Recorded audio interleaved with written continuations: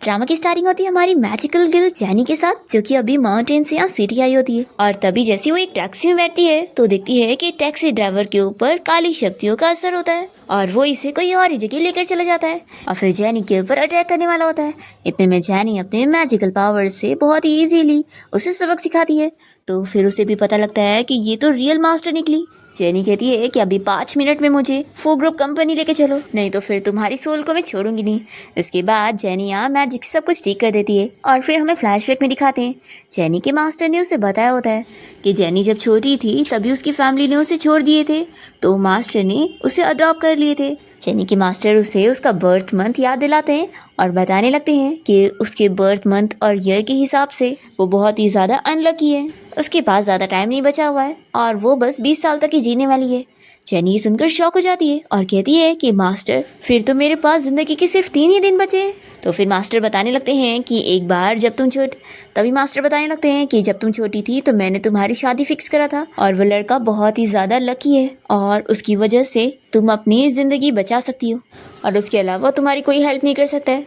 तो फिर तुम अब माउंटेन से जाओ और उस लड़के से मिलो, लेकिन हाँ, जाने से पहले अपने इस मास्टर के लिए कुछ खाने को बना दो।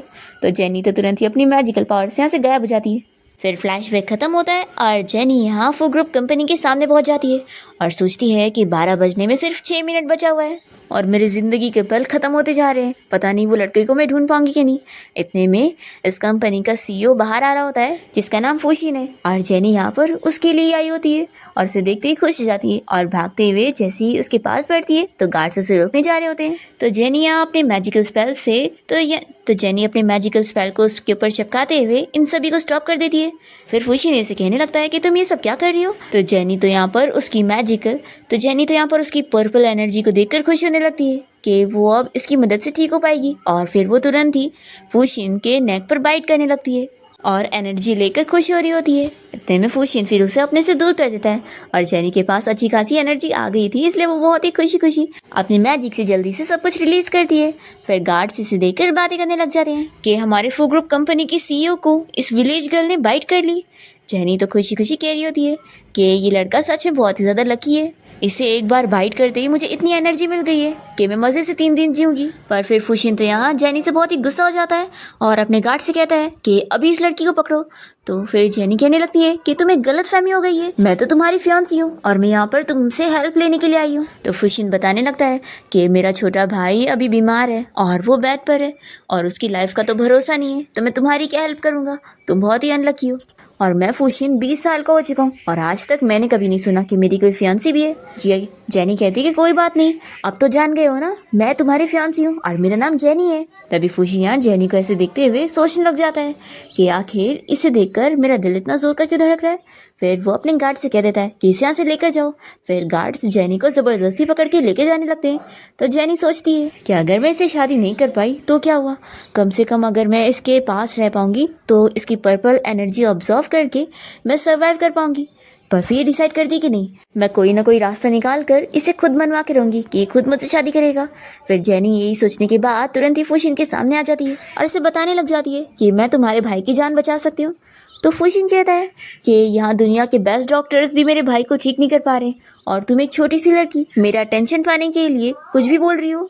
तो जेनी अपनी पावर्स का यूज़ करते हुए उसे बताने लगती है कि तुम्हारे भाई का नाम हान है और वो अभी एक ग्रेजुएट स्टूडेंट है और 6 दिन पहले ही अचानक से वो बेहोश हो गया और उसकी सारी फिजिकल कंडीशन ठीक है, पर फिर भी पता नहीं लग पा रहा है कि उसे क्या हुआ है।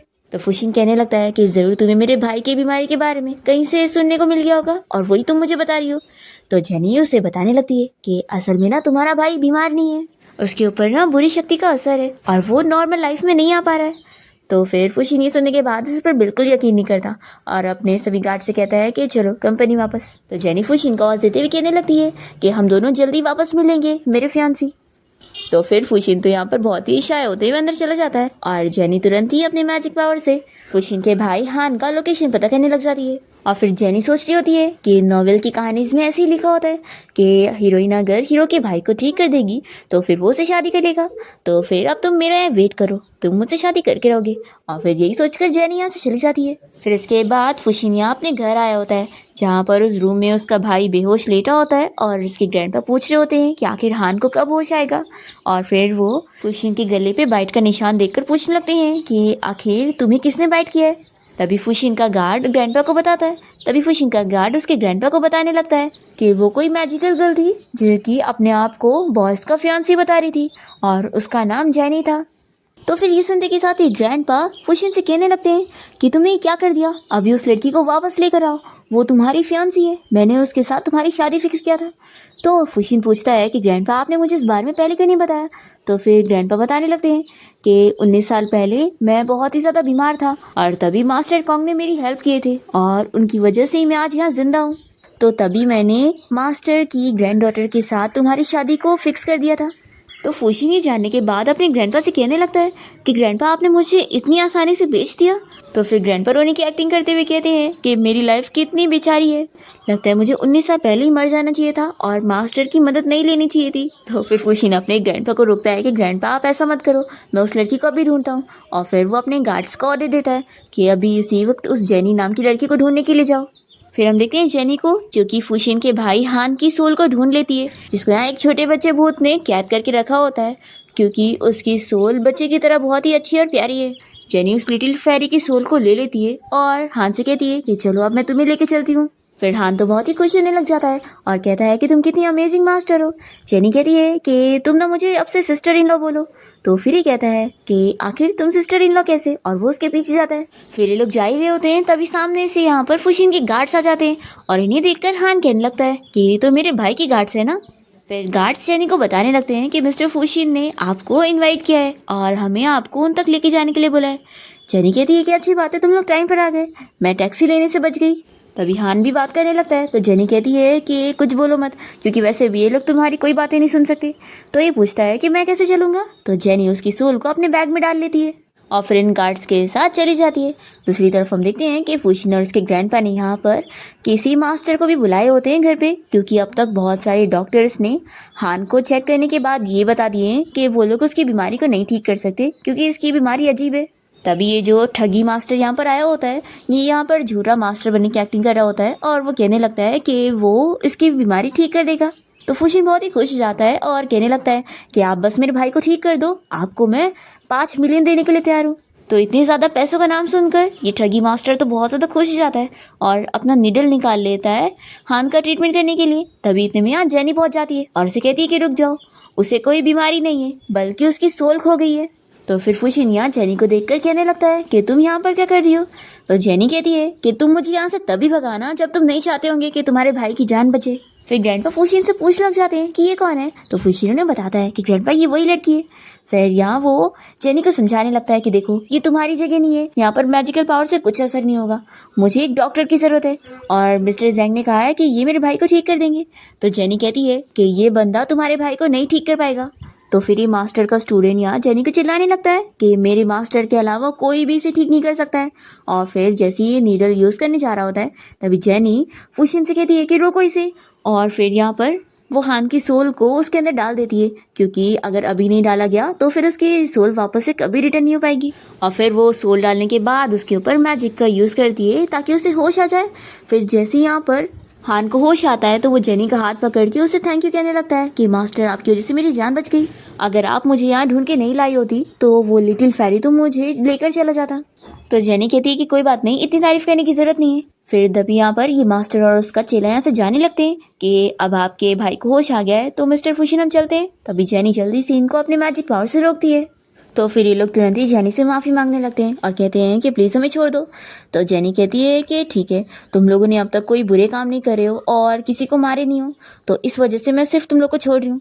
लेकिन हाँ, अगली बार किसी को ऐसे ठगने वाले काम मत करना और अच्छे काम करना, नहीं तो फिर तुम लोग मेरे हाथों बचोगी नहीं। और फिर जेनी उनको छोड़ देती है। तो फिर वो लोग इसे थैंक यू बोलकर जाते हैं और फुशिन ये देखकर सोचता है कि मैं तो इसे गलत समझ रहा था, ये तो सच में अच्छी है। फिर फूशियन हान से कहने लगता है कि अब छोड़ो उसे, कब तक उसका हाथ ऐसे पकड़ के रखने वाले हो। तो फिर हान कहने लगता है कि भाई मैं नहीं छोड़ने वाला, ये मेरी लाइफ सेवर है, इसलिए भाई आपको तो इन्हें रिपे करना चाहिए मेरे लिए। तो फिर ग्रैंडपा कहने लगते हैं कि हाँ हान तुम बिल्कुल सही कह रहे हो, अब तुम्हारे भाई को जेनी से शादी करनी चाहिए क्योंकि उसने तुम्हारी जान बचाई है। तो ये सुनने के साथ ही फूशियन कहने लगता है कि ग्रैंडपा आप ये क्या कह रहे हैं, मैं अभी कोई शादी के बारे में बात नहीं करना चाहता। पर जेनी तो खुश हो जाती है और कहती है कितना अच्छा आइडिया है। और फिर ग्रैंडपा और हान मिलकर जेनी को साथ लेकर जाते हैं और जेनी ये घर देखकर खुश होने लगती है और सोचती है कि इस फूशियन से शादी करने के बाद मेरी जान तो बचेगी और साथ ही साथ मैं इतनी ज़्यादा अमीर भी होने वाली हूँ, सच में कितनी अच्छी डील हो गई है। तभी ग्रैंडपा इसे बताने लगते हैं कि तुम्हारे मास्टर ने मेरी जान बचाए थे, तभी मैं आज यहाँ जिंदा हूँ। तो अब मुझे लगता है कि और अब तुम इतनी बड़ी हो गई हो तो टाइम आ गया है तुम्हारे मास्टर को किया हुआ मेरा प्रॉमिस पूरा करने का। तो अब तुम और फूशियन जल्दी से शादी करके एक बेबी कर लो तो कितना अच्छा होगा। तो फूशियन सुनते के साथ ही कह देता है कि ग्रैंडपा मुझे जेनी से बात करनी है और वो उसका हाथ पकड़ के उसे बाहर लेकर जाता है और उसे बताने लगता है कि मैं तुम्हारे साथ ये अरेंज मैरिज नहीं करना चाहता हूँ और मैं नहीं चाहता कि तुम भी ये प्रॉमिस पूरा करने के लिए मुझसे शादी करो। तुम बताओ तुम्हें क्या चाहिए, मैं तुम्हें दे दूंगा। तभी जेनी तो यहाँ पर इसकी पर्पल एनर्जी को स्मेल करके ही बहुत ही खुश हो रही होती है कि उसे अच्छी खासी एनर्जी मिलती जा रही है। तभी जेनी बिजली को पत्थर पे गिरते हुए देखती है और सोचती है कि लगता है मैं अपनी बैड लक को ऐसे नहीं रोक सकती हूँ, मुझे कुछ करना ही होगा। फिर वो यहाँ इसका टाई पकड़ के खींचती है और उसे किस कर लेती है। फूशियन तो बहुत ही ज़्यादा शॉक रह जाता है और तभी इतने में ग्रैंडपा यहाँ पर आ जाते हैं और इन लोगों से कह रहे होते हैं कि उन लोगों को क्या खाना है। फिर हान भी यहाँ पहुँच जाता है और कहने लगता है कि भाई आप लोग क्या कर रहे थे।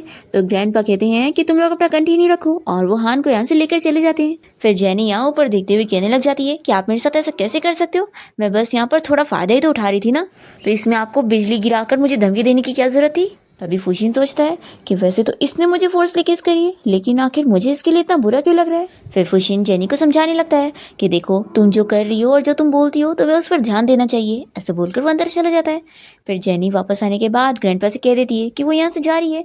तो ग्रैंडपा शॉक हो जाते हैं और कहने लगते हैं कि क्या तुम्हें इस फूशियन ने बुली किया है, मुझे पहले से पता था कि ये लड़का अच्छा नहीं है और वो उसे मारने जा रहे होते हैं। तो जेनी उन्हें रोकती है और बताती है कि ग्रैंडपा मेरे पास कोई और चॉइस नहीं है, ये हमारे यहाँ का रूल है कि लड़कियों को ज़्यादा इंडिपेंडेंट रहना चाहिए। और फिर वो मन में सोचती है कि अब मुझे जल्द से जल्द कोई रहने के लिए जगह ढूंढना पड़ेगा ताकि मैं बिजली गिरने से बच सकूं। और फिर जेनी अपसेट होकर बाहर जाने लगती है और ग्रैंडपा के कहने पर भी वो नहीं रुकती। तो ग्रैंडपा फूशियन से कहते हैं कि तुम यहाँ पर क्या कर रहे हो, जल्दी से उसके पीछे जाओ और उसे मना कर वापस लाओ। फिर फूशियन बाहर आने के बाद जेनी को देखकर सोचता है कि मुझे पता था ये बस जाने की एक्टिंग कर रही थी। फिर ये उसे कहता है कि ये चीज़ नॉर्मल है कि तुम मुझसे दूर नहीं जा पा रही हो। अभी जेनी उसे फिर से टाई पकड़ के खींचती है और कहती है कि क्या मैं तुम्हें फिर से बाइट कर सकती हूँ। तो ये तुरंत ही मना करने लग जाता है और कहता है कि क्या तुम एक डॉग हो, नहीं तुम मुझे बाइट नहीं कर सकती। तो जेनी सोचती है कि मैं बस अपनी थोड़ी जिंदगी का टाइम और बढ़ाना चाहती थी, पर ये कितना कंजूस है। फिर इतने में जेनी को अपनी पावर्स की मदद से कुछ पता लगता है और वो फूशियन को तुरंत ही एक मैजिकल पेपर देती है और कहती है कि ना तुम ग्रैंडपा से कह देना कि वो डॉग से दूर रहे क्योंकि उनकी जान को डॉग से खतरा होने वाला है और ये पेपर उनके पास रखना, तभी वो बच पाएंगे। और फिर ये कहकर जेनी यहाँ से चली जाती है और ये उसे रोक भी नहीं पाता। तभी अपने गार्ड से कह देता है कि जाओ उसे फॉलो करो और उसकी सेफ्टी का ध्यान रखना। फिर इसके बाद हम देखते हैं कि जेनी यहाँ फॉर्च्यून टेलिंग का स्टॉल खोल लेती है और लोग उसके पास आने लगते हैं। पर पहले सभी को लग रहा होता है कि जेनी कोई फ्रॉड बनती है क्योंकि आखिर इतनी यंग लड़की को फॉर्च्यून टेलिंग करना कैसे आ सकता है। पर फिर जेनी सभी को उनका फॉर्च्यून बहुत ही सही बताने लगती है तो सभी लोग खुश होने लगते हैं और बारी बारी उसे पैसे देकर अपना फॉर्च्यून पूछ रहे होते हैं। फिर हम देखते हैं कि शेन को उसका गार्ड इस बारे में बता देता है कि जेनी ने फॉर्च्यून टेलिंग का स्टॉल खोल लिए। तो ये सुनने के बाद वो कहता है कि आखिर वो लोगों को ठगने का काम कैसे शुरू कर सकती है। पफी बैठ जाता है कि नहीं मुझे इसे क्या करना है, वो कुछ भी करे। पर फिर ये फिर से उठता है और सोचता है कि लेकिन वो एक छोटी सी लड़की है और अगर वो कहीं एक्सपोज हो गई और लोगों ने उसे बुली करे तो फिर हम देखते हैं यहाँ पर जेनी के पास एक लेडी अपने ग्रैंडसन को लेकर आई होती है और बताने लगती है कि उसका ग्रैंडसन बिल्कुल भी सो नहीं रहा है और वो बस पढ़ाई करता रहता है। तो जेनी उन्हें बताती है कि उस बच्चे के ऊपर एक स्कॉलर भूत की आत्मा आ गई है। फिर जेनी यहाँ अपने मैजिक पावर का यूज करके उस भूत को सबक सिखाने वाली होती है। इतने में शैन आकर उसे रोक लेता है तो फिर ये बच्चा जल्दी से यहाँ से भागने लगता है और उसके साथ वो भूत भी। तो जेनी यहाँ एक मैजिक पेपर लिख कर इस लेडी को दे देती है और बताती है कि इसकी वजह से आपके ग्रैंडसन के ऊपर जो भूत चढ़ा है वो भाग जाएगा। तो फिर ग्रैंडमा इसे पैसे देकर यहाँ से चली जाती है और पैसे लेकर जेनी खुश होती है और बाकी लोगों से कह देती है कि आज का स्टॉल मैं बंद कर रही हूँ। फिर फूशियन जेनी से कहता है कि तुम्हें अगर पैसों की कमी है तो मुझसे ले लो, लेकिन ऐसा लोगों को ठगने वाला काम मत करो। तो जेनी कहती है कि मैं भी तुमसे पैसे लेना चाहती हूँ पर मैं ले नहीं सकती क्योंकि ये मेरे रूल्स के खिलाफ है, नहीं तो फिर गॉड मुझे पनिश करेंगे। और फिर मन में सोचती है कि लेकिन हाँ अगर तुम मुझसे शादी कर लो तो फिर ऐसा नहीं होगा। और फिर वो जाती है एक स्टॉल पर और वेजिटेबल खरीदने लगती है। और फिर जैसे ही अपने बैग में से पैसे निकालने लगती है तो फुशी ने इसे रोक देता है और कहता है कि ये फ्रॉड से कमाए हुए पैसे इन आंटी को मत दो, तुम्हारी जगह मैं पे कर देता हूँ। फिर ये आंटी जेनी से कहने लगती है कि तुम्हारा बॉयफ्रेंड तो कितना ज़्यादा अच्छा है, तुम्हारे बारे में कितना सोच रहा है। तो फिर तुरंत ही फुशिन कहता है कि मैं कोई इसका बॉयफ्रेंड नहीं हूँ। तो फिर आंटी कहती है कि सॉरी तुम जरूर इसके हस्बैंड होंगे, ऐसा बोलकर वो स्माइल कर रही होती है। और फिर वो जैसे ही यहाँ पर थैली उन लोग को पकड़ाती है तभी जेनी उनका हाथ टच करके जान जाती है और उनसे तुरंत ही बताती है कि आप जल्दी से अपने घर जाओ, आपकी बेटी की जान खतरे में है। तो लेडी कहती है कि तुम्हें कैसे पता चला कि मेरी एक बेटी है। जेनी तुरंत ही अपनी मैजिक पावर से पता कर लेती है और कहती है कि आपकी बेटी पानी में डूबकर मरने वाली है, आप जल्दी से उसे जाकर बचाओ। तो लेडी कहती है कि ऐसा कैसे हो सकता है, मेरी मदर इन लॉ मेरी बच्ची का ख्याल रख रही है। तो फुशिन जेनी से कहने लगता है कि देखो जिंदगी के नाम पर ऐसे मजाक नहीं करते। तो जेनी कहती है कि इसलिए तो मैं बोल रही हूँ क्योंकि मैं किसी की जान बचाना चाहती हूँ। मैंने इतने सालों से कल्टीवेशन करके मैजिक पावर इसलिए नहीं हासिल करी हूँ कि मैं इसका मजाक बनाऊँ। मैं लोगों की जान बचाना चाहती हूँ और अच्छे काम करना चाहती हूँ। फिर ये लेडी तुरंत ही अपनी मदर इन लॉ को कॉल करने लगती है पर कोई कॉल नहीं उठा रहा होता है। तो जेनी कहती है कि आप जल्दी चलो नहीं तो फिर लेट हो जाएगा। और ये फुशिन से कहती है कि तुम मुझ पे ट्रस्ट करो।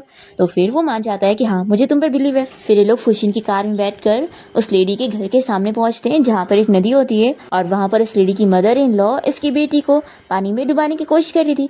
तभी ये बच्ची जल्दी से अपनी मॉम के पास आ जाती है और बताने लगती है कि ग्रैंडमा मुझे मारना चाहती थी और उन्होंने कहा है कि आपको मैं नहीं चाहिए हूँ और मेरी जगह आप लोगों को छोटा भाई चाहिए। फिर यहाँ पर इस लेडी का हस्बैंड भी आ जाता है जो कि ड्रिंक कर रहा होता है। तो ये लेडी अपने हस्बैंड और अपनी मदर इन लॉ को चिल्लाती है कि मैं आप लोग के लिए इतनी मेहनत से काम कर रही हूँ और आप लोग मेरी बेटी को मारना चाहते हैं। तो फिर उसकी मदर इन लॉ अपने बेटे से कहती है कि तुम देख क्या रहे हो, मारो इसे। तो फिर ये आदमी जैसे ही यहाँ पर इन लोग के ऊपर हाथ उठाने वाला होता है तभी जेनी इसे मैजिक पावर से रोक देती है। तो ये बंदा फिर से वापस से मारने के लिए आता है। तभी इतने में जेनी अपनी पावर्स का यूज फिर से करने वाली होती है पर शैनी इस बंदे को पैर से मारकर दूर कर देता है और जेनी ये देखकर शॉक रह जाती है और सोचती है कि मेरा हार्ट इतना जोर से इसलिए बीट कर रहा है क्योंकि पहली बार किसी ने मुझे इससे प्रोटेक्ट करा। फिर फुशिन यहाँ इस माँ बेटे से कह देता है कि मैं अभी पुलिस को यहाँ पर बुला रहा हूँ और वो लोग ही तुम्हें अरेस्ट करके लेके जाएंगे। फिर ये लोग तुरंत ही यहाँ पर इन लोग से माफी मांगने लगते हैं पर जेनी उन्हें माफ नहीं करती और फिर गार्ड्स यहाँ पर इन लोग को पकड़ के लेकर जाते हैं। तभी ये लेडी तुरंत ही जेनी को थैंक यू करने लगती है कि मास्टर तुम्हारी वजह से मेरी बेटी की जान बच पाई है। तो जेनी कहती है कि आपको मेरी इतनी तारीफ करने की जरूरत नहीं है, मैंने कोई इतनी बड़ा काम नहीं करी हूँ, बल्कि अच्छा काम करना ही तो मेरी जिम्मेदारी है और अगर मैं नहीं करूँगी ना तो फिर मेरे ऊपर बिजली गिरेगी और मैं मर जाऊंगी। हाँ लेकिन अगर आप मेरे अच्छा काम करने पर मुझे थोड़ा सा पैसा दे देंगी तो मेरा फ़ायदा हो जाएगा, क्यों ना आप मुझे 500 युआन दे दो। तो फिर ये लेडी तो बहुत ही खुशी खुशी इसे पैसे दे देती है और कहती है कि तुम बहुत जियोगी।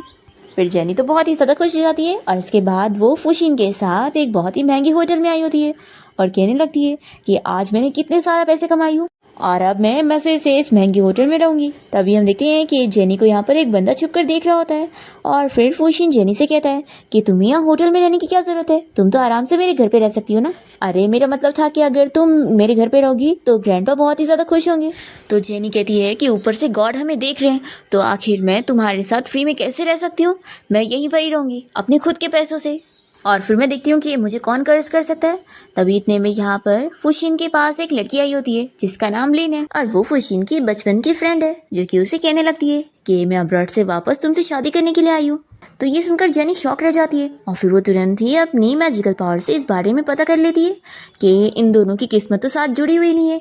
फिर ये जानकर ये खुश होती है कि मैं तो डरी गई थी कि मेरी अब जान बचेगी ही नहीं, लेकिन ऐसी बात नहीं है। फिर यहाँ फुशिन तो लिन को साफ मना कर देता है कि वो बचपन की बातें थी तो उनसे सीरियसली मत लो। तो ये कहती है कि तुम ऐसे कैसे कर सकते हो, मेरे पेरेंट्स ने मेरी जिम्मेदारी तुम्हें दिए थे कि तुम मेरा ख्याल रखोगे। तभी जेनी लिन को इस बारे में बताने लगती है कि तुम्हारी किस्मत के हिसाब से ना तुम्हें ऐसे लड़कों को ध्यान में रखना चाहिए जो कहीं तुम्हें चीट ना करके चले जाए। ऐसे बोलकर जेनी जा रही होती है तो लिन चिल्लाने लगती है कि मुझसे माफ़ी मांगो। तो फिर जेनी कहती है कि अरे हाँ मुझे याद आया और वो सीधा जाकर फुशिन के नेक पर फिर से बाइट करने लगती है। तो ये देखकर लिन चौंक जाती है और चिल्लाने लगती है कि तुम आखिर ये क्या कर रही हो। तो जेनी तो उससे कुछ कहती भी नहीं है और फुशिन से बात करके यहाँ से चली जाती है। तो लिन कहने लगती है कि तुम ये क्या करके गई हो, अभी तक तो मैंने भी फुशिन के साथ ऐसा कुछ भी नहीं करी। फिर यहाँ फुशिन भी लिन से कह देता है कि अब तुम अपने घर जाओ, मैं भी जा रहा हूँ। ऐसा बोलकर ये सीधा घर आ जाता है। तो ग्रैंडपा से चिल्लाने लगते हैं कि तुमने जेनी को अपने साथ नहीं लाए तो घर क्यों आए हो।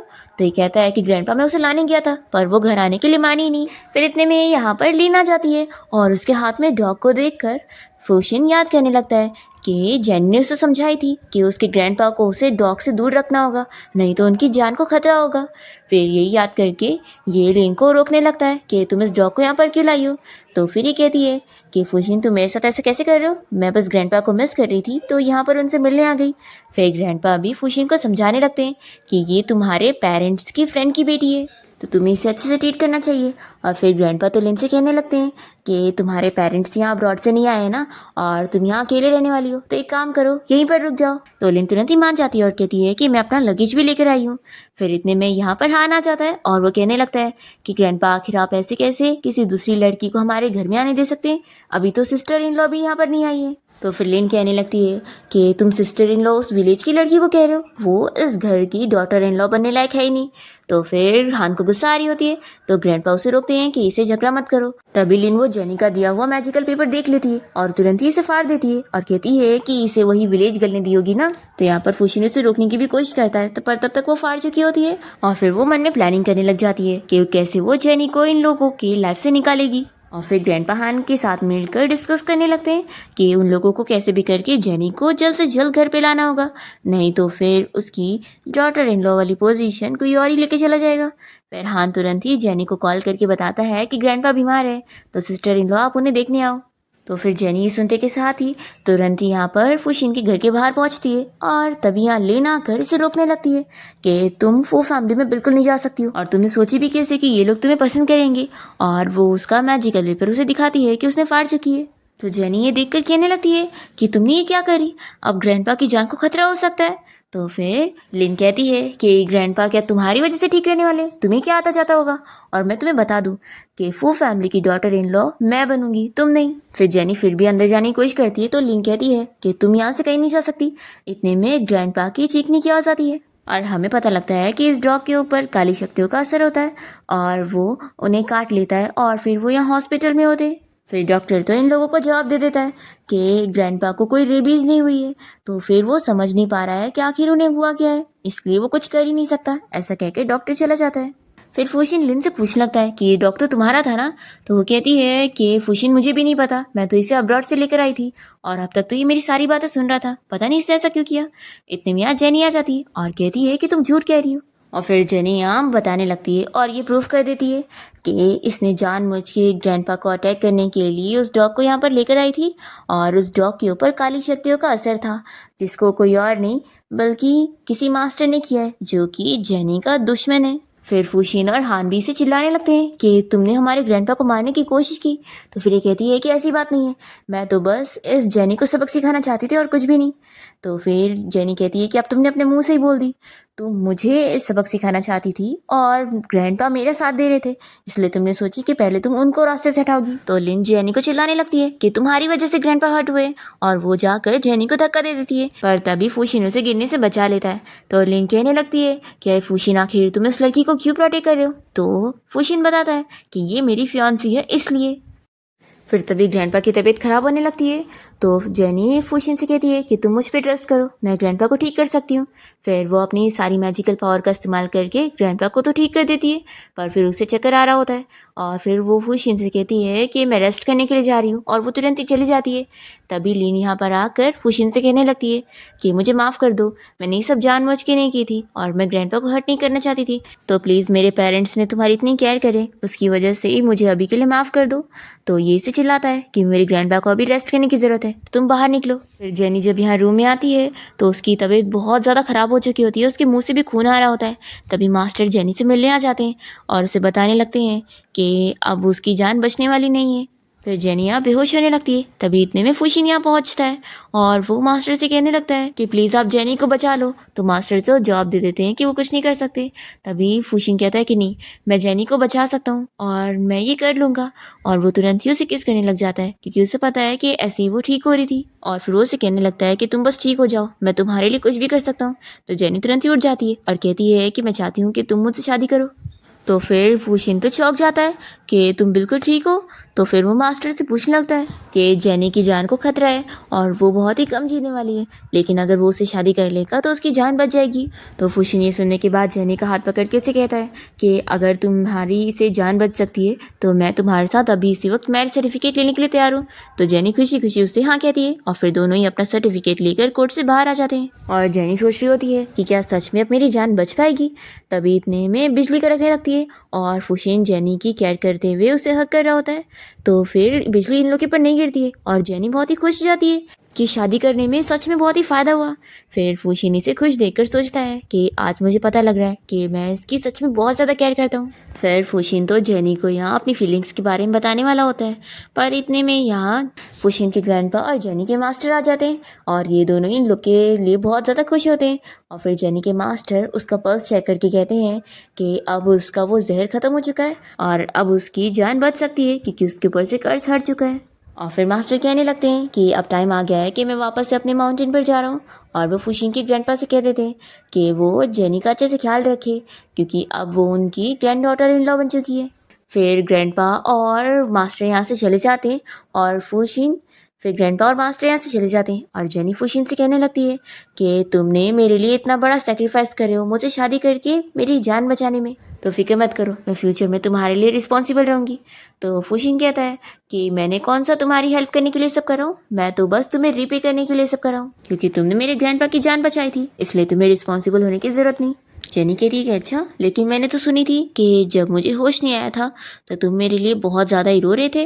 तो फिर फुशिन ये सुनकर चुप हो जाता है और तभी हम देखते हैं यहाँ पर लिन को, जो कि इन लोग को देख रही होती है और वो सोचती है कि अब मैं जेनी को रास्ते से हटा दूंगी। फिर इसके बाद ये लोग घर आ जाते हैं और ग्रैंडपा फुशिन और जेनी से कहने लगते हैं कि अब तुम दोनों की शादी हो गई है तो तुम लोग को अब बेबी करने के बारे में सोचना चाहिए। हान भी कहता है कि हाँ भाई, मुझे भी एक निफ्यू चाहिए। तो फिर फुशिन कहता है कि ग्रैंडपा, अभी तो हमारी शादी हुई है ना, तो ये बहुत ज़्यादा जल्दी है और वैसे अभी मुझे कंपनी में कुछ ज़रूरी काम है। तो ग्रैंडपा चिल्लाने लगते हैं कि तुम बस काम काम काम करते रहते हो।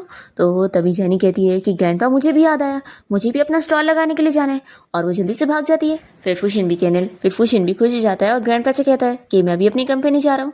तो ग्रैंडपा कहने लग जाते हैं कि जेनी तो कितनी ज़्यादा ब्यूटीफुल है ना, जब वो स्टॉल लगाती होगी तो कितने सारे लड़के उसे पसंद करते होंगे, तो क्या पता एक दिन उसे कोई पसंद आ जाए और फिर वो इस फुशिन को छोड़कर चली जाए। तो फुशिन कहने लगता है कि जेनी और मैं लीगल कपल हैं, तो आखिर वो मुझे छोड़कर क्यों जाएगी। तो ये लोग कहते हैं कि क्यों नहीं जा सकती, क्या पता उसे भी कोई उसकी तरह ही मास्टर पसंद आ जाए तो, और वैसे भी उसने तुमसे शादी बस अपनी जान बचाने के लिए की है, तो वो तो तुम्हें छोड़ ही सकती है।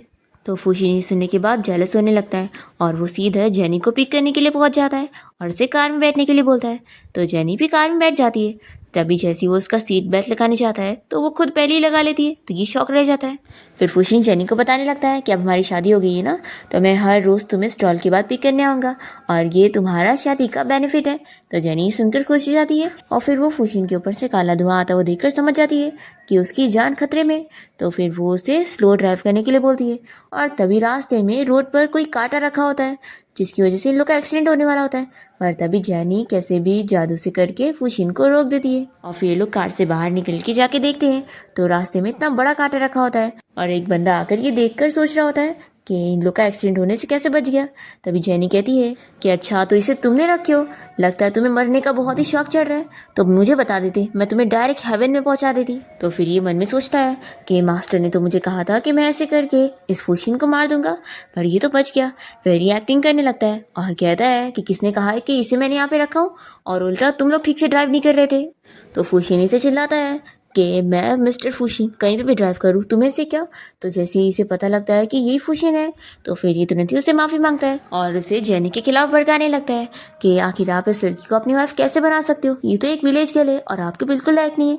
जेनी को सुनकर गुस्सा आती है और वह अपने पावर की मदद से इसे नील डाउन करवाती है और कहती है कि अब ये तुम्हारी पनिशमेंट है कि तुम रात तक ऐसे ही नील डाउन करोगे। और फिर ये बोलकर वो चली जाती है। तो फिर भी ये उठ नहीं पा रहा होता है क्योंकि अब ये मैजिक की वजह से यहीं पर ही रहेगा। तो ये गुस्से में सोच लेता है कि मैं उन लोग को ज़रूर सबक सिखाऊंगा। फिर दूसरी तरफ हम देखते हैं कि फुशिनिया जेनी के साथ उसकी स्टॉल लगाने के लिए भी पहुंच जाता है, तो जेनी से दूर करती है और फिर वो अपना काम शुरू कर देती है और लोगों को आवाज़ देने लगती है।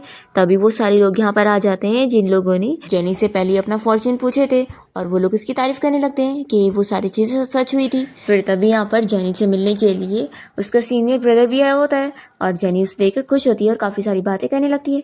तो ये देखकर फुशिन जेलस हो रहा होता है और फिर जेनी अपने सीनियर ब्रदर को घर भी ले आती है लंच के लिए। तो जेनी और फुशिन को ऐसे साथ देखकर सीनियर ब्रदर तो खुश होता है और वो यहाँ से चला जाता है। और फिर इसी के साथ ही रात में हम देखते हैं कि ग्रैंडपा जेनी और फुशिन को यहाँ रूम में लेकर आते हैं और दिखाते हैं कि ये वेडिंग रूम मैंने स्पेशली तुम लोग के लिए प्रिपेयर करा हूँ, तो अब अच्छे से रेस्ट करो, मैं जाता हूँ। और फिर ग्रैंडपा के जाने के बाद दोनों ही बहुत ही ऑकवर्ड फील कर रहे होते हैं। और फिर जब जेनी शावर लेने चली जाती है तो फुशिन सोच रहा होता है कि उसे इतना टाइम क्यों लग रहा है।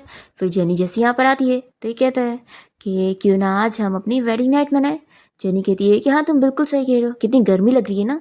फिर इतने में फुशिन तो उसे किस करने वाला होता है, पर जेनी तो जल्दी से जाकर एसी का बटन ऑन करती है। तो ये कहता है कि क्या तुम यही करना चाहती थी। जेनी कहती है तो क्या। फिर फुशिन हवा खाने का बहाना करके बाहर जाता है तो देखता है कि ग्रैंडपा और हान यहाँ पर दरवाजे के बाहर कान ही लगा रहे थे। फिर इसके बाद वो चला जाता है और यहाँ ड्रिंक कर रहा होता है और उसे लगता है कि जेनी यहाँ पर आ रही है, तो फिर वो उसे फिर से अपनी फीलिंग्स बताने वाला होता है और कहता है कि मैं तुम्हें बहुत लाइक करता हूँ। पर तभी जैसे ही सामने देखता है तो लीन होती है। तो ये कहती है कि लगता है तुम मुझे देखकर बहुत ही डिसअपॉइंटेड हो गए। तो फिर फुशिन कह देता है कि मैंने तुम्हारे पेरेंट्स से बात कर लिया और मैं तुम्हें कुछ ही दिन में अब्रॉड भेज रहा हूँ। तो फिर लिन कहने लगती है कि बस अब्रॉड जाने से पहले मेरी एक छोटी सी रिक्वेस्ट पूरी कर दो, मैं चाहती हूँ कि तुम मेरे साथ एग्जीबिशन में चलो। तो फिर फुशिन मान जाता है। फिर यहाँ हम देखते हैं कि ये बाहर आने के बाद अपने बंदे को कॉल करती है और उसे कह देती है कि तुमने जैसा कहा था तुम्हारा काम हो जाएगा, मैं फुशिन को लेकर एग्जीबिशन में आ जाऊंगी और अब बदले में तुम भी मेरी हेल्प करो और तुम जेनी को जान से मार दो। तभी हम देखते हैं कि ये जिस बंदे से बात कर रही होती है वो कोई और नहीं, वही मिस्टर जो होता है जो कि फुशिन को रोड पर मारने के लिए काटे रखा हुआ था। यहाँ पर उसके साथ एक मास्टर भी है जो कि ये सभी लोग साथ में मिले होते हैं फुशिन से बदला लेने के लिए। नेक्स्ट डे हम देखते हैं कि फुशिन यहाँ जेनी से मिलने के लिए बाहर उसका इंतजार कर रहा होता है। फिर जैसे वो बाहर आती है तो ये कहता है कि चलो मैं तुम्हें बाहर ज्वेलरी खरीदवाने के लिए लेकर चलता हूँ। तो जेनी कहती है कि ज्वेलरी में पैसे क्यों वेस्ट करना, इससे बेहतर है कि मैं अपना स्टॉल लगाने जाऊँ और पैसे कमाऊँ। तो फिर फुशिन कहने लगता है कि चलो फिर साथ में मिलकर हम शॉपिंग करने चलते हैं। जेनी कहती है कि तुम्हें तो मेरे पैसे गलत लग रहे थे ना, तो तुम अब क्यों रेडी हो रहे हो। तो फिर फुशिन कहता है कि अब हमारी शादी हो गई है ना, तो मैं चाहता हूँ कि मैं तुम्हें एक रिंग दिला दूँ। जेनी खुश हो जाती है और तुरंत ही जाकर कार में बैठती है। फिर नेक्स्ट सीन में हम देखते हैं कि दोनों ही साथ में एक पार्टी में आए होते हैं जहाँ पर लिन फुशिन का हाथ पकड़ने लगती है। तो जेनी उसे चिल्लाती है और जल्दी से उसका हाथ दूर करती है और फिर सोचने लगती है कि मैं तो पहले ऐसी नहीं थी, ये मुझे क्या हो गया। तो ये देखकर फुशिन खुश होने लगता है कि जेनी तो जेलस हो रही है। फिर ये उसे कहता है कि तुम फिक्र मत करो, लिन तो बस मेरी सिस्टर की तरह है और मैं बस यहाँ पर उसे जेट दिलाने के लिए आया हूँ जो कि वो खरीदना चाहती थी। जेनी कहती है कि मैं नहीं जानती हूँ, तुमने मुझे कहा था ना कि तुम मुझे वेडिंग रिंग दिलाओगे, तो अब तुम मुझे दिलाओ। फिर इसके बाद बीटिंग स्टार्ट होने वाली होती है और जेनी देख रही होती है कि उस जेट में काली शक्तियों का असर है जिसके पीछे इस मिस्टर जो का हाथ है और मिस्टर जो यहाँ लिन को इशारा कर रहा होता है। दोनों मिले होते हैं और फिर लिन फुशिन से कहती है कि मुझे वो जेट खरीदना है, तो जल्दी से मेरे लिए उसे खरीद दो। फिर उसके बाद फुशिन तो इस जेट को खरीद देता है और ऑक्शन के बाद सभी लोग यहाँ से चले जाते हैं। तभी इतने में इस काली शक्तियों का असर होता है और फुशिन तो जेनी का गला दबाने लगता है उसे मारने के लिए। और तभी यहाँ पर वो मिस्टर जो और वो मास्टर यहीं पर ही आ जाते हैं और ये लोग खुश होने लगते हैं। और फिर फुशिन तो यहाँ जेनी के नाइक पर बाइट भी करने लगता है। तो फिर जेनी उसे चिल्लाती है कि फुशिन तुम कितने ज़्यादा बेकार हो, आखिर ऐसे कौन बाइट करता है। तो फिर ये लोग शॉक हो जाते हैं और फुशिन भी जेनी से कहने लगता है कि तुमने ही तो मुझे रियल एक्टिंग करने के लिए बोली थी ना, सॉरी मुझसे गलती हो गई, मैंने कुछ ज़्यादा ही एक्टिंग में साथ दे दिया। तो फिर यहाँ पर ये मास्टर चिल्लाने लगता है कि तुम लोग के ऊपर मेरे मैजिकल स्पेल का असर क्यों नहीं हुआ। तो जेनी कहती है कि तुम्हें क्या लग रहा था कि हम लोग अब तुम्हारे वश में हुए होंगे, मैं तो पहले ये जान गई थी और मैंने फुशिन को एक्टिंग करने के लिए बोली थी ताकि तुम लोगों का असली मकसद हमें पता चल सके। तो फिर ये मास्टर से चिल्लाता है कि मैं 10 साल से इंतज़ार कर रहा था तुम्हें मारने के लिए, तो भी मैं इतनी आसानी से हार नहीं मानूंगा और तुम्हें मार के रहूँगा। और फिर वो अपनी पावर्स का इस्तेमाल करने लगता है। तो जेनी तो यहाँ पर उसे रोक देती है और फिर वो कुछ नहीं कर पाता है। तभी इतने में ये मिस्टर जो भी जेनी को मारने की कोशिश कर रहा होता है, तो जेनी अपने पावर से उससे भी रोकती है, पर तभी ये मास्टर यहाँ से भाग जाता है और फिर जेनी उसे पकड़ नहीं पाती है। फिर ये मिस्टर जो जेनी को चिल्लाने लगता है कि आखिर तुम इसका साथ इतना क्यों दे रही हो, मैं इस मिस्टर फुशिन को रास्ते से हटाना चाहता था और तुम होके इसको बचाने में लगी हुई हो। फिर इतने में इस बंदे को कॉल आती है कि इसकी कंपनी बैंकक्रप्ट हो रही है। तो ये तुरंत ही फिर फुशिन से माफ़ी मांगने लगता है कि मुझसे गलती हो गई, पर फुशिन नहीं मानता और इसके गार्ड्स यहाँ पर इसे पकड़ के लेकर जाते हैं। और फिर जेनी और फुशिन साथ में बात कर ही रहे होते हैं कि तभी लिन यहाँ पर आ जाती है। तो फुशिन उसे कहता है कि मेरे सामने एक्टिंग मत करना, मैं अच्छी तरीके से जानता हूँ कि तुम उस मिस्टर जो के साथ मिली हुई थी। तो फिर ये कहती है कि फुशिन मेरी बात पे भरोसा करो, और मैं तो उसकी बातों में आ गई थी, और तुम फिक्र मत करो, मैं तुम्हारे कहने पर अब्रॉड चली जाऊंगी। तो फुशिन कहता है कि वो तो मैं तुम्हें भेज के रहूँगा, और तुम्हारा अब मेरी फैमिली के साथ में दूर दूर तक कनेक्शन नहीं रखूँगा। तुम मेरी दूर की रिलेटिव थी ना, पर अब वो भी नहीं रहोगी। और फिर ये जेनी को यहाँ से लेके जाने लगता है और लिन शॉक होकर नीचे बैठ जाती है। तो इस ऐसे हाल में देखकर जेनी कहती है कि क्या कोई किसी को लाइक करता है तो इस तरीके से हो जाता है कि उसे खो नहीं सकता। तो फिर फुशिन भी से बताने लगता है कि जब कोई किसी को पसंद करता है तो वो ऐसे ही फील करने लगता है कि उसके बिना वो नहीं रह पाएगा, और उसे थोड़ा सा भी तकलीफ में देखकर उसे अच्छा नहीं लगता। और फिर वो अपनी फीलिंग्स भी बताने ही वाला होता है कि इतने में जेनी कहती है कि अब मुझे समझ आया, मैं पैसों से प्यार करती हूँ। ऐसा बोलकर वो चली जाती है। तो फिर फुशिनिया खुश होता है कि अच्छा हुआ मेरे पास पैसे हैं। फिर हम देखते हैं कि जेनी का वो दुश्मन मास्टर यहाँ पर बहुत ही गुस्सा होने लगता है और एक अलग प्लानिंग करने लगता है जेनी से बदला लेने के लिए कि वो उसे मार के रहेगा।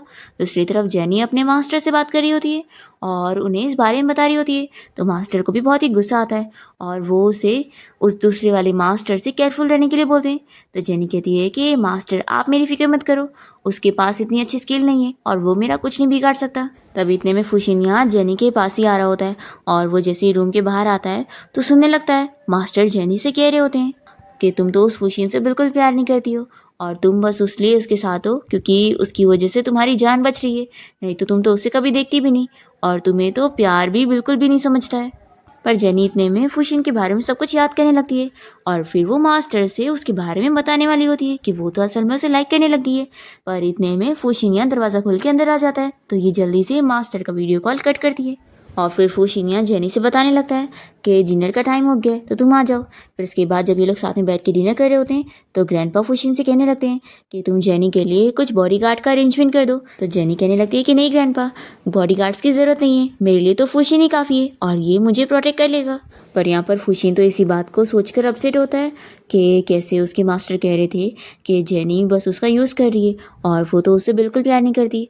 फिर यही सोचकर वो अपने ग्रैंडपा से कहता है कि मैं अपनी कंपनी जा रहा हूँ, मुझे काम है। फिर जैसे ही वो बाहर जाता है तो जेनी भी उसके पीछे पीछे आती है। तो ये कहता है क्या हुआ? जेनी कहती है कि ऑफ कोर्स मैं तुम्हें फॉलो कर रही हूँ। फिर ये जल्दी से उसके साथ उसके कार में भी बैठ जाती है और उसे बताने लगती है कि जब भी वो उसके साथ होती है तो उसके साथ बहुत सारी लकी लकी चीज़ें होती है। फिर ये उसके साथ कंपनी पहुंचती है और इतने बीच में भी बहुत सारी ऐसी चीज़ें होती है जो कि जेनी को देख कर ही लग रहा होता है कि सच में ये कितना ज़्यादा लकी है। फिर ये खुश हो रही होती है कि फुशिनी से कहता है कि अगर मैं इतना लकी ना होता तो तुम मुझसे शादी नहीं करती ना। तो जेनी सोचती है, तो जेनी मन में सोचती, जेनी से कहती है कि हाँ बिल्कुल नहीं करती, और वो मन में सोचती है कि यही मेरी डेस्टिनी है, तो अगर मैं इससे शादी नहीं करूँगी तो मैं तो मर जाऊँगी। फुशिन से पूछता है कि क्या तुम जानती हो प्यार क्या होता है? जेनी कहती है कि नहीं। तो फुशिन जल्दी से इसे किस करने लगता है और कहता है कि देखो तुम्हारी हार्ट बीट बहुत बढ़ गई है, और इसका पता है क्या मतलब है? कि तुम मुझे लाइक करती हो। जेनी कहती है कि ऐसा बिल्कुल नहीं है, मेरी हार्ट बीट तो इसलिए बढ़ रही थी क्योंकि मैं सांस नहीं ले पा रही थी। और वैसे ये बताओ कि तुम्हें ये चीज़ कैसे पता कि अगर किसी को लाइक करते हैं तो हार्ट बीट बढ़ती है? कहीं तुम किसी को लाइक तो नहीं करते हो? तो ये कहता है कि नहीं, और फिर मन में सोचता है कि अगर ये मुझे पसंद ही नहीं करती है तो मुझे इसे फोर्स नहीं करना चाहिए। फिर ये कहता है कि फिक्र मत करो, हम दोनों ने शादी बस एक दूसरे से अपनी नीड पूरी करने के लिए करें। अब तभी इतने में जेनी का ये सीनियर ब्रदर भी उससे मिलने आया होता है और वो उसे बताने लगता है कि मुझे एक रास्ते के बारे में पता चला है जो करने के बाद तुम्हें फुशिन से शादी करने की ज़रूरत नहीं पड़ेगी और तुम्हारी जान बच जाएगी। तो ये सुनकर ये लोग शॉक हो जाते हैं और फिर जेनी का सीनियर ब्रदर उसे बताता है कि ये जो ऑब्जेक्ट है ना, ये अब तुम्हें प्रोटेक्शन देगा और फिर तुम्हें कोई भी नुकसान नहीं पहुंचा पाएगा, तो तुम मेरे साथ माउंटेन चलो। तो फिर फुशिन तुरंत ही मना कर देता है कि नहीं, जेनी मुझे छोड़कर ऐसे माउंटेन नहीं जा सकती है, अब मेरी और इसकी शादी हो चुकी है। तो फिर सीनियर ब्रदर कहने लगता है कि तो क्या हो गया, हम शादी को तोड़ भी तो सकते हैं। तो फुशिन नहीं मानता और बता देता है कि मैं जेनी को बहुत ज़्यादा लाइक करता हूँ। तो सीनियर कहता है कि लेकिन जेनी तो तुम्हें लाइक नहीं करती ना, और वैसे भी ये तो हमेशा से ही माउंटेन पे रही है, तो ये तुम्हारे साथ खुश थोड़ी ना रहेगी। तो फिर फुशिन कहने लगता है कि मैं इसे पसंद तो करता हूँ लेकिन मैं कभी जेनी को फोर्स नहीं करूँगा, और अगर ये मुझे छोड़कर जाना चाहती है तो मैं इसे जाने दूंगा। ऐसे बोलकर इसका हाथ छोड़ देता है। तो फिर जेनी यहाँ अपने सीनियर से कहती है कि मैं आपके साथ वापस से माउंटेन पर नहीं जाऊँगी, और फिर ये फुशिन को अपनी फीलिंग्स के बारे में बता ही देती है कि मैं तुम्हें बहुत ज़्यादा लाइक करती हूँ। और जब तुम मुझे नहीं दिखते ना तो मैं बहुत ही अपसेट फील होती हूँ, और अगर कहीं तुम्हें कोई चोट लग जाए तो मुझे बहुत ही तकलीफ होती है, और तुम्हारे साथ किसी भी लड़की को देखकर मुझे बहुत ही जेलसी फील होती है। पहले तो मुझे समझ नहीं आ रहा था ये सब क्या है, लेकिन अब मैं समझ चुकी हूँ कि मैं तुम्हें बहुत ज़्यादा पसंद करती हूँ। फिर फूशिन ये सुनकर बहुत ही खुश हो जाता है और जल्दी से जेनी को हक कर लेता है। फिर इन दोनों को साथ देखकर सीनियर ब्रदर और हान दोनों ही बहुत ही खुश होने लगते हैं। और फिर सीनियर ब्रदर कहता है कि अब तुम वापस नहीं जाना चाहती हो तो मैं इस प्रोटेक्शन ऑब्जेक्ट को फोड़ देता हूँ। तो जेनी उसे रोकती है कि ऐसा मत करो, और तभी उसके हाथ में से ये ऑब्जेक्ट नीचे गिर जाता है और टूट जाता है। तो जेनी समझ जाती है और कहती है कि सीनियर आप मुझसे झूठ कह रहे थे, ये कोई मैजिकल ऑब्जेक्ट है ही नहीं। तो फिर ये बताता है कि एक्चुअली ये सारी गलती मेरी नहीं बल्कि मास्टर की है, ये सब उनका ही प्लान था। फिर हमें फ्लैशबैक में दिखाते हैं कि मास्टर ये सारी चीज़ें नोटिस कर रहे होते हैं कि जेनी फूशिन के साथ बिल्कुल भी कनेक्शन नहीं बना पा रही है, जबकि उसकी डेस्टिनी उसके साथ जुड़ी हुई है। लेकिन क्योंकि वो इतने सालों तक कल्टीवेशन कर रही थी तो उसे प्यार के बारे में बिल्कुल समझ नहीं है, इसलिए वो सोचते हैं कि वो थोड़ी उसकी हेल्प करेंगे। और फिर मास्टर इस बारे में सीनियर ब्रदर को समझाकर उसे जेनी के पास भेज देते हैं उसकी हेल्प करने के लिए। तो जेनी यहाँ पर कहती है कि अच्छा तो सीनियर आप मास्टर के साथ मिलकर मुझे धोखा दे रहे थे, और फिर वो गुस्सा होते यहाँ से चली जाती है। तो उसका सीनियर उसे मनाने जाता है। फिर हान भी यहाँ पर फुशिन के साथ खुश हो रहा होता है कि फाइनली सिस्टर इन लॉ मान गई। तभी फुशिन इसे कहता है कि तुम मेरी एक हेल्प करो उसे सरप्राइज देने में। और फिर ये बहुत ही अच्छे से तैयारी करता है जेनी को यहाँ पर प्रपोजल देने के लिए। पर तभी यहाँ पर जेनी का जो दुश्मन मास्टर होता है वो उसे किडनैप कर लेता है, और फिर फुशिन यहाँ जेनी का वेट करता रह जाता है पर वो यहाँ पर आता ही नहीं। और दूसरी तरफ मास्टर यहाँ जेनी से कहने लगता है कि अब मैं तुम्हारी आंखों के सामने उन लोगों को मारूंगा जिनसे तुम प्यार करती हो। फिर इतने में यहाँ पर फुशिन जेनी को बचाने के लिए पहुंच जाता है। तो इस मास्टर को गुस्सा आती है और ये जेनी का गला दबाने लगता है कि अब तुम बचोगी नहीं, और उसे कहने लगता है कि क्या फ़ायदा उसके इतनी अच्छी होने का, उसके साथ आखिर कितना बुरा होने वाला है। जेनी कैसे भी करके अपनी रस्सी तोड़ लेती है और उसे कहती है कि बुरे तुम हो और तुम्हारे साथ ही बुरा होगा, और मैंने अब तक जो भी अच्छे काम करे उसका मुझे बिल्कुल भी रिग्रेट नहीं है। मुझे लोगों की जान बचाना पसंद है, उनके साथ अच्छा करना पसंद है, और इसका अंजाम भी अच्छा ही होगा, और तुमने जो करे हो उसकी वजह से तुम्हें भी सज़ा मिलेगी। तो फिर इसे बहुत गुस्सा आती है और ये जेनी के गले के ऊपर चाकू रखकर फुशिन को धमकी देने लगता है और कहता है कि अगर तुम चाहते हो मैं इसे छोड़ूं तो फिर तुम अपनी जान मुझे दे दो। और फिर वो उसकी सारी लकी पावर्स को उसके अंदर से खींचने लगता है ताकि उसकी किस्मत अच्छी हो सके। पर तभी इतने में सीनियर भी बीच में आ जाता है जेनी की हेल्प करने के लिए, और फिर जेनी अपनी पावर की मदद से फुशिन को ठीक करने लग जाती है। और फिर ये लोग उस मास्टर को सबक सिखाते हैं और वो यहाँ पर आग में जल के मर जाता है। फिर फुशिन को तो यहाँ बहुत चोट लग जाती है और उसके मुंह से खून भी आ रहा होता है।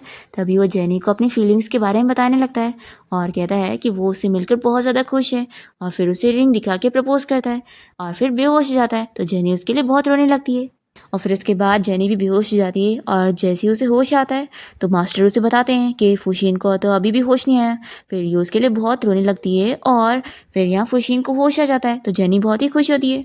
फिर कुछ टाइम बीत जाता है और जेनी और फुशिन अपनी लाइफ में खुश होते हैं। और तभी इतने में यहाँ कंपनी में ग्रैंडपा और हान आए होते हैं और फुशिन को बताने लगते हैं कि उनकी कंपनी बैंकरप्ट हो रही है। तभी इतने में जेनी यहाँ पहुँचती है और कहती है कि आप लोग फिक्र मत करो, सब कुछ ठीक है। और फिर इतने में इन लोगों को कॉल और फिर इतने में इन लोगों को अलग अलग न्यूज़ मिल रही होती है और इन लोगों को बताया जा रहा होता है कि कंपनी कोई बैंकरप्ट थोड़ी ना हो रही है, बल्कि उल्टा उन लोगों को और भी ज़्यादा फ़ायदा हो चुका है। फिर ये सारी चीज़ें सुनकर ये लोग शॉक हो रहे होते हैं और फिर फुशिन जेनी को थैंक्स करने लगता है कि अब उसकी वजह से वो इतना ज़्यादा लकी हो गया है। और फिर दोनों ही बहुत ही खुश होते हैं और किस करने लगते हैं, और इसी के साथ इस ड्रामा की हैप्पी एंडिंग हो जाती है।